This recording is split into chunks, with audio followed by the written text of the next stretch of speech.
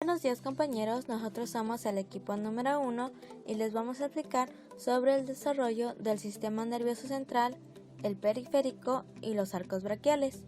En primer lugar tenemos el sistema nervioso central, que es uno de los primeros sistemas en iniciar su desarrollo en el embrión. Durante la tercera semana ya es posible identificar las primeras manifestaciones del sistema nervioso con la formación de la placa neural. Para su estudio, este se dividirá en procesos como se verán a continuación. En primer lugar tenemos la neurulación. Este comienza con la formación del tubo neural, el cual va a marcar el inicio del sistema nervioso central. Comienza a partir de la tercera semana de gestación, cuando el ectodermo se engrosa en neuroectodermo y forma la placa neural. La notocorda va a ser el primer inductor del sistema nervioso central, ya que produce noguina y cordina que bloquean en el ectodermo la proteína BMP4, y así las células se diferencian hacia tejido neural. Para el día 18 ya es posible identificar la placa neural. Esta va a ir desde la región cefálica hasta la caudal, y en su parte media se va a hundir formando el surco neural, limitado por los bordes de la placa llamados pliegues neurales. Después tenemos el desarrollo del tubo neural y el conducto neural, que no van a ser lo mismo, no hay que confundirlos.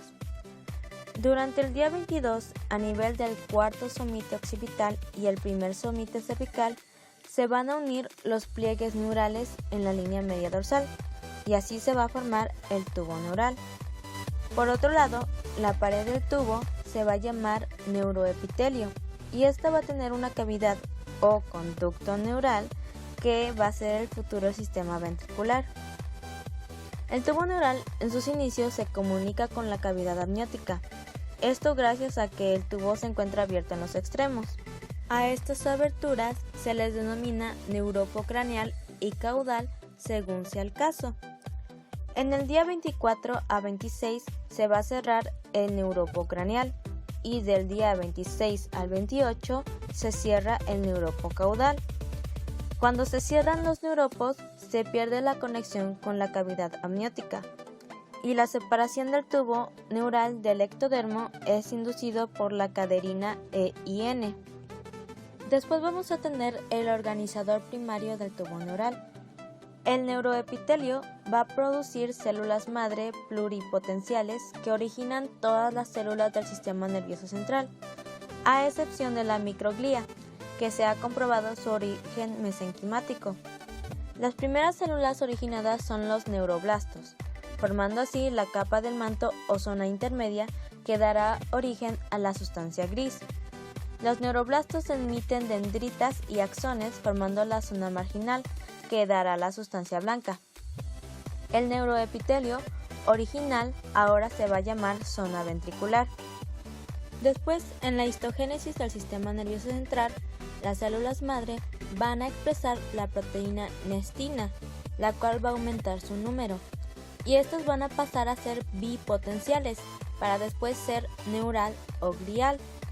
Las células madre neural dan la línea neural. Los neuroblastos son bipolares y pasan a estadio intermedio o neuroblastos unipolares para finalmente ser neuroblastos multipolares o neuronas maduras. Por otro lado, las células de la línea glial se expresan por la proteína ácida gliofibrilar que da origen a las células de la glía, y esta toma tres tipos de diferenciación. El primero va a ser precursor de los astrocitos tipo 2 y oligodendrocitos. La segunda va a ser precursora de los astrocitos tipo 1 y la tercera va a ser precursora de la glía radial. Las células de la microglía surgen del mesencéfalo una vez que se irriga al sistema nervioso central. La cresta neural ocupa su recorrido de la región prosencefálica a la caudal. Sus células se van a dar por expresión del PAX7 y estas expresan SNAIL1 y SNAIL2 para diferenciarse de las demás. Esta a su vez se va a dividir en cresta neural craneal, circunfaringea y troncal. La cresta neural craneal va del prosencéfalo posterior al robencéfalo anterior y va a dar origen a ganglios del tercero, quinto, noveno y décimo pares craneales, músculos del iris y ciliares y epitelio posterior de la córnea. Surgen del mesénquima cefálico que formarán elementos óseos y cartilaginosos craneales. La cresta neural circunfaringea va del robencéfalo posterior al somite 7. Se divide en cardíaca, que va del robencéfalo al somite 5, y vagal, que va del somite 1 al 7. La cresta neural cardíaca va a contribuir a formar el tabique aortopulmonar, válvulas seminulares, tabique interventricular y paredes de las arterias coronarias principales. Al mismo tiempo, origina tejido conjuntivo de los músculos intrínsecos de la lengua y células de Schwann para algunos pares craneales. La cresta neural vagal se introduce en el mesénquima y coloniza las paredes del intestino primitivo, formando neuronas del sistema nervioso entérico que van del esófago al recto. Estas células en conjunto con la craneal formarán al timo, paratiroides y células parafoliculares de la tiroides. Por último tenemos la cresta neural troncal. Esta va del somite 6 a la región caudal. Las células que migran ventralmente originarán ganglios raquídeos, cadenas ganglionares y parasimpáticas del sistema nervioso autónomo y a la médula suprarrenal. Las células que migran ventrolateral se unirán a la piel como melanocitos, y estas células en conjunto con las células de la cresta craneal formarán células de Schwann, células gliales de los ganglios periféricos y ganglios entéricos. Las vesículas cerebrales. En la cuarta semana de gestación, el tubo neural forma las vesículas primarias, que serían el prosencéfalo o cerebro anterior, el mesencéfalo o cerebro medio y el robencéfalo o cerebro posterior. En la quinta semana de gestación se dividirán en vesículas secundarias, donde el prosencéfalo se va a dividir en dos, que va a ser el telencéfalo y el diencéfalo. El mesencéfalo va a continuar como mesencéfalo y el robencéfalo también se va a dividir en dos, en metencéfalo y mielencéfalo. Una vez concluida la neurulación del tubo neural, se llamará tubo encefalomedular. Ventralmente habrá unas flexiones o acodaduras llamadas acodadura cefálica o mesencefálica y acodadura cervical, que es la unión del robencéfalo con la médula espinal. Entre el metencéfalo y el mielencéfalo existe una acodadura póntica o protuberancial. El telencéfalo se divide en vesículas telencefálicas, que formarán los hemisferios del encéfalo. El dielencéfalo formará al epitálamo, al tálamo, hipotálamo e infundíbulo. El mesencéfalo formará al cerebro medio y origina el par craneal tercero y cuarto. El metencéfalo originará al puente o protuberancia y al cerebelo, y origina al par craneal quinto, sexto y séptimo. Por último, el mielencéfalo formará al bulbo raquídeo. Después tenemos el sistema ventricular y el líquido cefalorraquídeo. El sistema ventricular representa la luz del tubo neural, donde circula el líquido cefalorraquídeo.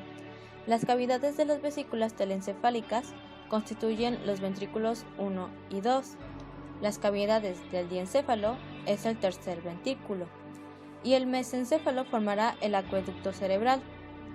A nivel del metencéfalo y el mielencéfalo se formará el cuarto ventrículo, y la continuación de la cavidad en la médula espinal se llamará conducto ependimario. La producción del líquido cefalorraquídeo se da en los plexos coroideos, que son invaginaciones de mesénquima por invaginaciones de vasos sanguíneos. Estos plexos se encuentran en el suelo de los ventrículos laterales y techo del tercer y cuarto ventrículo. La médula espinal comienza su desarrollo a partir de la cuarta semana de gestación. Su pared es el conducto ependimario, y las células neuroepiteliales más internas formarán la zona ventricular o capa ependimal y las externas la zona marginal, mientras que las mediales se llamará manto. La zona intermedia forma neuronas, astrocitos y oligodendrocitos. La zona ventricular o ependimal dará lugar a la sustancia gris y la zona marginal origina la sustancia blanca. El engrosamiento de la zona intermedia formará dos placas, alares y basales. Las placas alares o dorsales originan las astas posteriores o aferentes.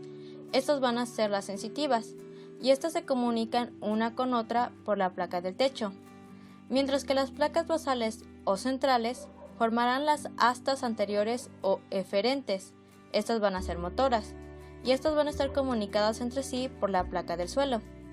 En las paredes laterales del conducto ependimario se aprecia una escotadura o surco limitante que divide las placas.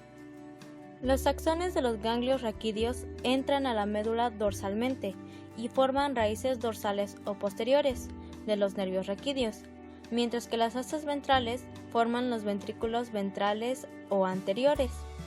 A los 6 meses, la médula espinal termina a nivel de la primera vértebra sacra.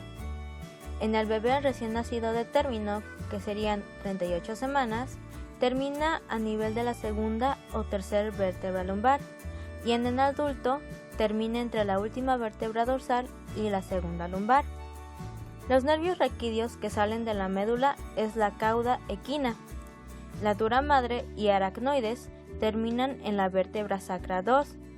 La pia madre forma un filamento largo o filum terminale que se fija al periósteo de la primera vértebra coxígea.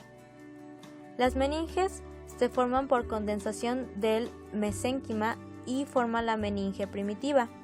La capa externa es la dura madre, la interna la pia madre y la media la aracnoides. Y a la 5ª semana de gestación, en la pia madre aparecen espacios de líquido que se fusionan para formar el espacio subaracnoideo que se llena de líquido cefalorraquídeo. La mielinización de la médula espinal.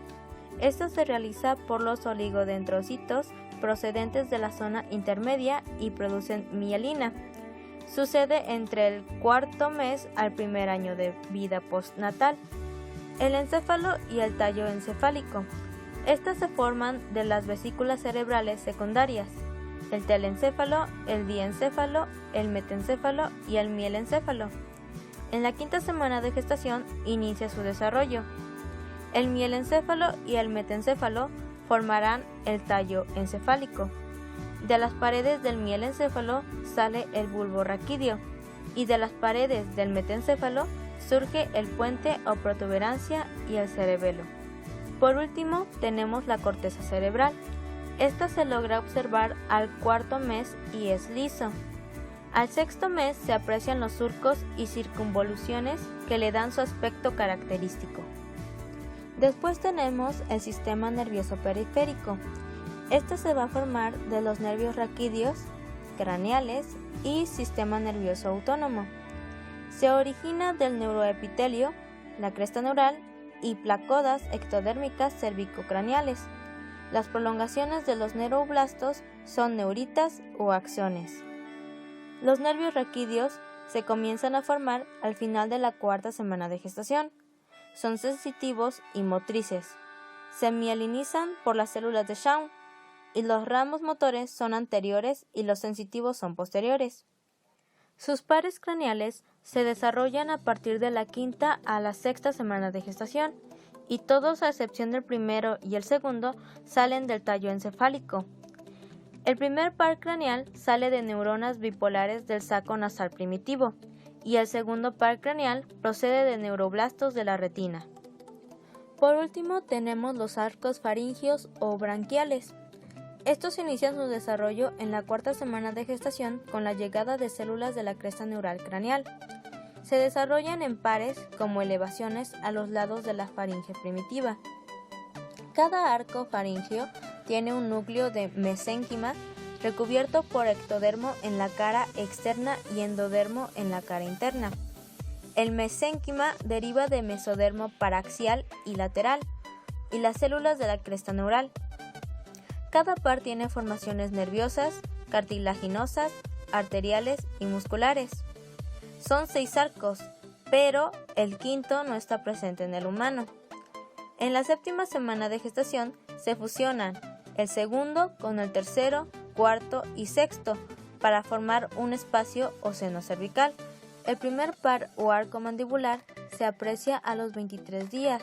Este va a formar dos prominencias a los lados del estomodio, el proceso maxilar y el mandibular, y también es responsable de formar al esqueleto óseo del tercio medio e inferior de la cara y tejidos blandos de los mismos. Sus orígenes cartilaginosos son el proceso maxilar, que origina los huesos maxilares, cigomáticos y porción escamosa de los huesos temporales, el proceso mandibular, que formará la mandíbula, y el cartílago igual origina al martillo y al yunque. Sus orígenes musculares van a formar el músculo temporal, el macetero, el pterigoides medial y lateral, el miloioideo, el vientre anterior del digástrico y el tensor del tímpano y tensor del velo del paladar. Sus orígenes nerviosos van a dar al par craneal del trigémino y sus orígenes arteriales van a dar la arteria maxilar y carótida externa a los 22 días. El segundo par o arco ioideo aparece a los 24 días y contribuye a formar el hueso ioides. Sus orígenes cartilaginosos originan al estribo, al proceso estiloides del temporal, ligamento estiloioideo y astas menores del ioides. Sus orígenes musculares van a dar origen al músculo buccinador, auricular, frontal, cutáneo del cuello, orbicular de los párpados y labios, músculo del estribo, estiloioideo y vientre posterior del digástrico. Sus orígenes arteriales van a dar a las arterias ioioideas y estapedias a los 22 días. Sus orígenes nerviosos van a dar al par craneal facial. El tercer par o arco dan orígenes cartilaginosos que forman las astas mayores del ioides. Sus orígenes musculares al músculo estilofaringio. Sus orígenes nerviosos dan al par craneal glosofaringio. Sus orígenes arteriales a los 28 días van a dar a las carótidas primitivas e internas. Por último, el cuarto y sexto par o arco dan orígenes cartilaginosos para los cartílagos laringeos, orígenes musculares para los músculos cricotiroideo, elevador del velo del paladar, constrictor de la faringe y laringe. Sus orígenes nerviosos van a dar al par craneal vago, y en sus orígenes arteriales, el cuarto va a dar en el izquierdo al callado de la aorta y en el derecho a la subclavia derecha, mientras que el sexto va a dar a la arteria pulmonar. Durante la formación y el desarrollo del sistema nervioso central, el periférico y los arcos branquiales, también se pueden dar patologías que dan lugar a alteraciones. Por ejemplo, la espina bífida.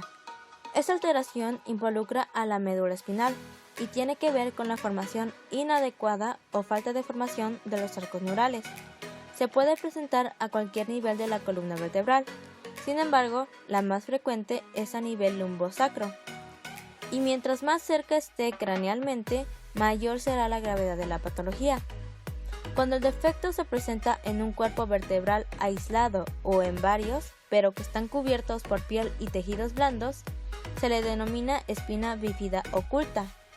Se caracteriza por observar una mancha oscura o mechón de pelos en el sitio en cuestión, y esta patología puede pasar desapercibida, y en el adulto se quejan de dolor lumbar y más si presentan sobrepeso u obesidad.